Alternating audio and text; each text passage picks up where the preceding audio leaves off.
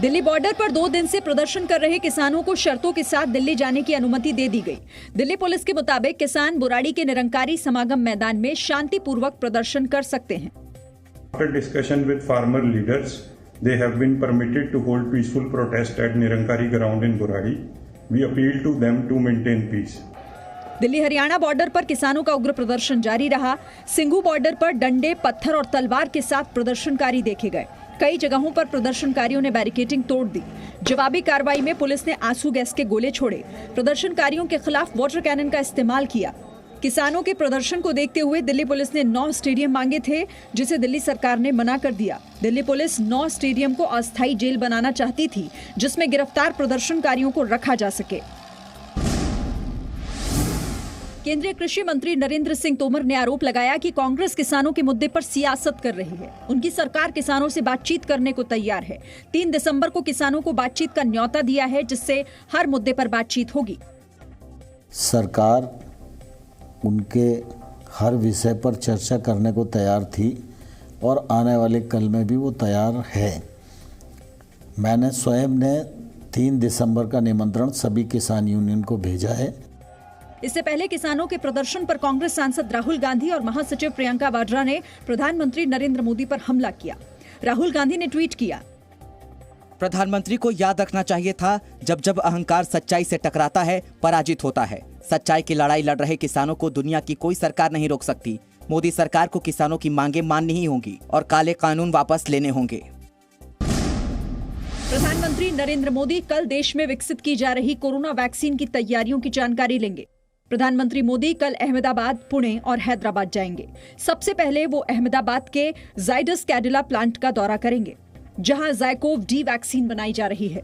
इस वैक्सीन के तीसरे चरण का ट्रायल दिसंबर में शुरू होगा। प्रधानमंत्री मोदी पुणे के सीरम इंस्टीट्यूट का दौरा भी करेंगे। सीरम इंस्टीट्यूट भारत में एस्ट्राजेनेका, ऑक्सफोर्ड कोविड-19 वैक्सीन कोविशील्ड का क्लिनिकल परीक्षण कर रहा है। प्रधानमंत्री हैदराबाद में भारत बायोटेक प्लांट भी जाएंगे। यहाँ भारत बायोटेक, आईसीएमआर और नेशनल इंस्टीट्यूट ऑफ वायरोलॉजी पूरी तरह स्वदेशी वैक्सीन कोवैक्सीन का ट्रायल कर रहे हैं। वैक्सीन का ट्रायल तीसरे चरण में है। कोवैक्सीन का ट्रायल देश के 25,000 लोगों पर 21 सेंटर पर चल रहे हैं। ये वैक्सीन सबसे सस्ती हो सकती है। अगर हमारा वैक्सीन इफेक्टिव है तो वो दर्शाएगा कि उनमें कोविड होने की नंबर, मात्रा, प्रोपोर्शन जो है वो जिनको नहीं मिला उससे कम है और काफी कम है।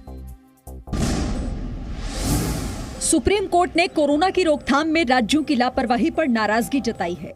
देश में कोरोना के इलाज के इंतजामों से जुड़े मामलों पर सुनवाई करते हुए सुप्रीम कोर्ट ने कहा कि राज्यों को राजनीति से ऊपर उठना होगा और कोरोना की रोकथाम के लिए कड़े कदम उठाने होंगे। पॉलिसी, गाइडलाइंस और एसओपी सब कुछ है, लेकिन उसके पालन की फिक्र किसी को नहीं है। हालात बदतर होते जा रहे हैं। अगर अभी कड़े कदम नहीं उठाए गए तो केंद्र सरकार के प्रयास बेकार हो जाएंगे। सुनवाई के दौरान सॉलिसिटर जनरल तुषार मेहता ने कहा कि कोरोना वायरस को लेकर राज्यों को और सख्त होना होगा। देश के 10 राज्यों में कोरोना वायरस के 70% केस हैं। बिहार में विधानसभा में आज मुख्यमंत्री नीतीश कुमार और विपक्ष के नेता तेजस्वी यादव के बीच तीखी बहस हो गई। राज्यपाल के अभिभाषण पर चर्चा के दौरान तेजस्वी यादव ने नीतीश कुमार पर हत्या में शामिल होने का आरोप लगा दिया, जिससे नीतीश कुमार नाराज हो गए और तेजस्वी यादव पर हमला कर दिया। नीतीश कुमार ने कहा कि हम अब तक चुप थे, ये हमारे बेटे के समान है, लेकिन हम जानते हैं कि तुम क्या करते हो। इसको डिप्टी चीफ मिनिस्टर किसने बनाया था? और जब इस पर आरोप आया हमने कहा एक्सप्लोर करो, जब एक्सप्लोर नहीं किया तब हमने छोड़ दिया। बिहार के पूर्व उप मुख्यमंत्री सुशील कुमार मोदी को बीजेपी ने राज्यसभा उम्मीदवार बनाया है। सुशील मोदी पूर्व केंद्रीय मंत्री रामविलास पासवान के निधन से खाली हुई राज्यसभा सीट पर उम्मीदवार होंगे। इस सीट के लिए चुनाव 14 दिसंबर को होना है। राज्यसभा सीट के लिए चुनाव प्रक्रिया 3 दिसंबर से शुरू होगी। विधानसभा चुनावों से पहले ममता बनर्जी को बड़ा झटका लगा है। टीएमसी के वरिष्ठ नेता और परिवहन मंत्री शुवेंदु अधिकारी ने आज मंत्री पद से इस्तीफा दे दिया। उनका इस्तीफा राज्यपाल जगदीप धनखड़ ने स्वीकार कर लिया है। शुवेंदु अधिकारी के पास परिवहन के अलावा सिंचाई और जल संसाधन मंत्रालय भी था। तृणमूल कांग्रेस में कोई फ्रीडम नहीं है। तृणमूल कांग्रेस में सिर्फ बुआ और भतीजे का पार्टी हो गया।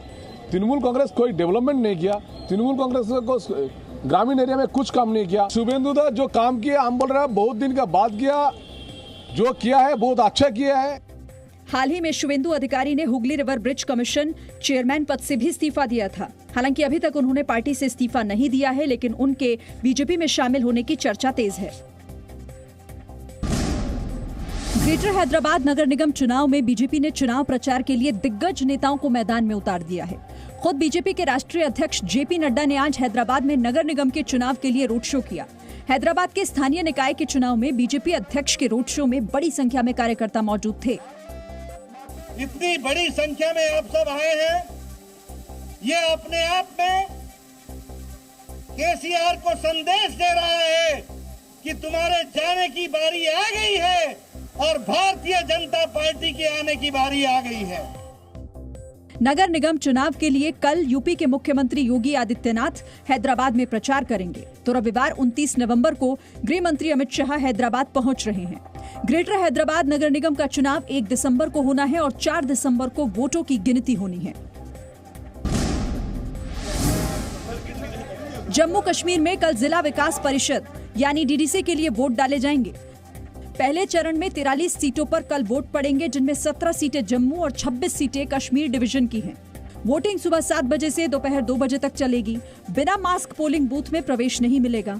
वोटिंग के दौरान आतंकवादी हमला रोकने के लिए पैरामिलिट्री फोर्सेस की 165 कंपनियों की तैनाती की गई है। चुनाव को देखते हुए पूर्व मुख्यमंत्री और पीडीपी अध्यक्ष महबूबा मुफ्ती के घर के आसपास सुरक्षा बढ़ा दी गई है। हालांकि सुरक्षा घेरे पर महबूबा मुफ्ती ने घर में नजरबंद करने का आरोप लगाया, जिसे सरकार ने खारिज कर दिया। Presenting B News app available on Google Play and App Store. Download it now.